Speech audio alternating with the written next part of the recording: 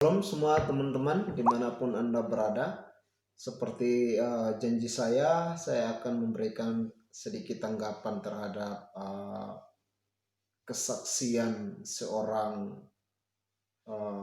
pendeta, atau lebih tepatnya seorang mantan pendeta. Jadi mantan pendeta ini sekarang sudah berpindah keyakinan dan menjadi Islam karena kalah berdebat dengan seorang apologet Muslim. Nah, bukan tentang masalah kalah berdebat atau tentang berpindah keyakinannya yang akan kita bahas, tetapi konten atau isi dari apa yang disampaikan oleh mantan pendeta tersebut yang akan menjadi sorotan kita. Oke, langsung saja kita akan saksikan cuplikan video dari seorang mantan pendeta ini. Pak Yohanan ini kami 2 tahun yang lalu debat terbuka di UIN Syarif Hidayatullah. Ketika itu beliau masih gengsi, ngaku kekalahan. Benar nggak? Masih gengsi beliau. Pada saat itu masih gengsi. Diam-diam berapa bulan kemudian ngaku kalah. Ngaku kalah udah. Benar nggak Pak? Akhirnya masuk Islam, diislamkan oleh Pak Insan, ganti nama menjadi Pak Rashid sekarang. Saya sebetulnya sudah di atas, kalau dalam level Kristen saya di atasnya lagi. Saya sudah Nasrani, yang waktu saya di Islamologi, di teologi ya, ada memang Islamologi, tapi hanya nyebut Nasrani tok. Saya selidiki Nasrani itu apa sih? Nggak taunya saya masuk sekarang Nasrani, tapi harus ke Yerusalem. Makanya saya di kaset saya alumnus Nasraya Yerusalem Yisrael Hebrew. Waktu saya dipanggil untuk menjadi menjadi penceramah, pertama kali saya diundang kalau nggak salah di Universitas Islam Syarif Hidayatullah ya, ketemu beliau. Kedua kali di Sarinah. Itu saya sudah konten sebetulnya.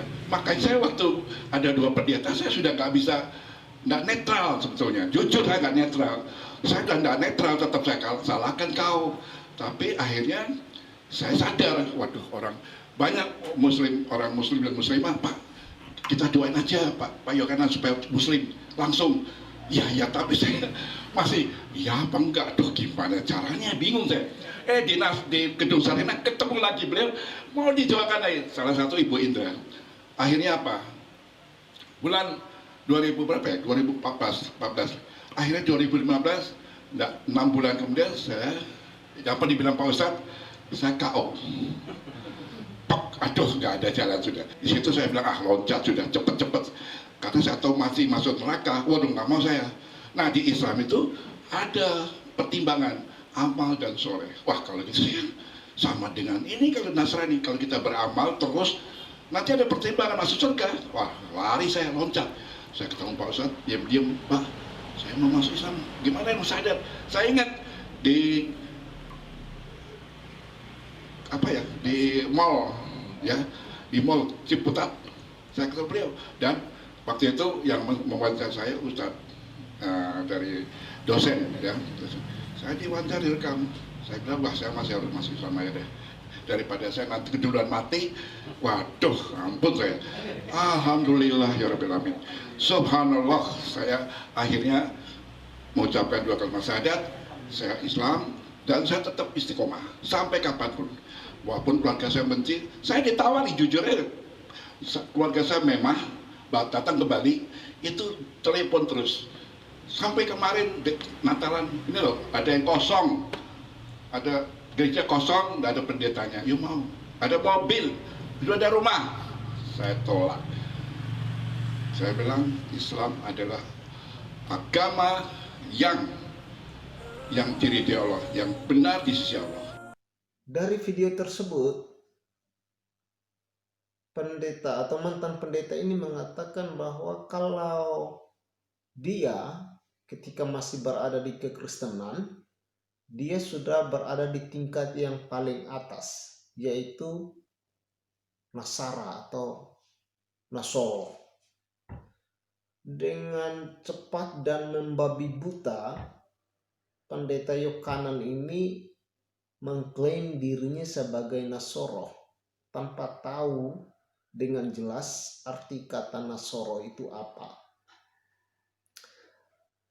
Dalam tulisan-tulisan para sarjana-sarjana Kristen, kata Nasara atau Nasoro itu tidak pernah ada, karena itu merupakan sebuah kata peyoratif yang diungkapkan oleh orang-orang yang berada di luar kekristenan. Kata peyoratif itu adalah sebuah kata hinaan atau kata ejekan.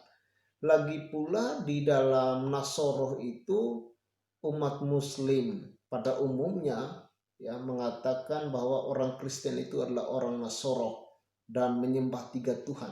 Sedangkan orang Kristen itu tidak menyembah kepada 3 Tuhan. Nasoro itu tritheisme dalam ajarannya, sedangkan kekristenan itu trinitas. Jadi ada sebuah kebohongan yang disampaikan oleh mantan pendeta ini. Dan dia mengatakan untuk menjadi seorang Nasoro sejati itu dia harus sampai ke Israel dan sekolah di sana, dan nama sekolahnya itu adalah Nasoro Yerusalem Israel. Saya mencoba cari di internet apakah sekolah tersebut ada di sana, dan ini yang saya dapatkan.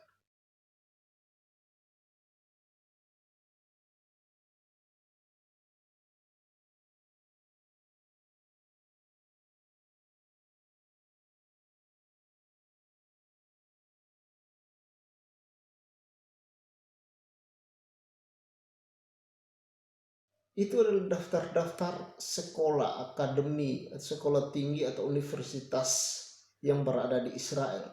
Tidak ada satupun nama kampus atau nama akademi sekolah tinggi atau universitas yang Pak Yohanan ini sebutkan. Itu adalah kebohongan berikut yang diungkapkan oleh pendeta Yohanan ini. Kebohongan yang ketiga, kembali kepada tingkatan yang disampaikan oleh pendeta Yohanan. Di dalam kekristenan itu tidak ada tingkatan-tingkatan. Apakah seseorang itu lebih tinggi karena dia seorang pendeta makanya dia akan menjadi seorang yang lebih dekat dengan Tuhan? Tidak ada seperti itu di dalam kekristenan.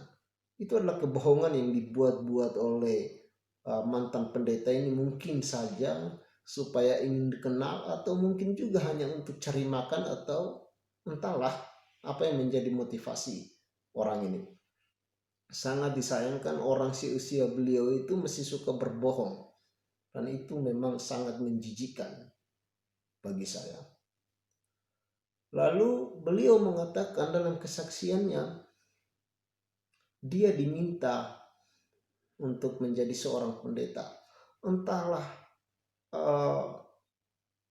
permintaan tersebut benar-benar ada atau tidak, atau mungkin hanya imajinasi beliau, ataukah mungkin beliau ini sebenarnya ingin menjadi pendeta tapi tidak kesampaian, akhirnya supaya dikenal banyak orang, akhirnya menyebut dirinya sebagai pendeta dan memilih berpindah keyakinan. Kita tidak tahu apa yang menjadi motivasi beliau. Memang di beberapa denominasi tidak ada usia pensiun bagi pendeta, seperti aliran Pentakosta Karismatik itu tidak ada istilah pensiun untuk pendeta. Jadi mereka akan menjadi pendeta seumur hidup. Tapi di beberapa denominasi yang lain ada usia pensiun. Jadi katakanlah pendeta Yohanan ini diminta oleh denominasi Pentakosta Karismatik. Dalam pengetahuan saya, pendeta-pendeta Pentakosta Karismatik itu selalu memprioritaskan orang-orang yang energik, walaupun tidak tertutup kemungkinan bagi seorang yang sudah lanjut usia seperti Pak Yohanan ini. tetapi biasanya orang-orang yang lebih energik karena mereka akan berurusan dengan banyak orang, mobilitasnya cukup tinggi untuk melayani jemaat. Itu bagi saya adalah sebuah kebohongan besar yang dilontarkan oleh mantan pendeta ini. Nah, itu adalah tanggapan saya terhadap video atau pernyataan dari mantan pendeta ini. Terima kasih. Tuhan Yesus memberkati kita semua.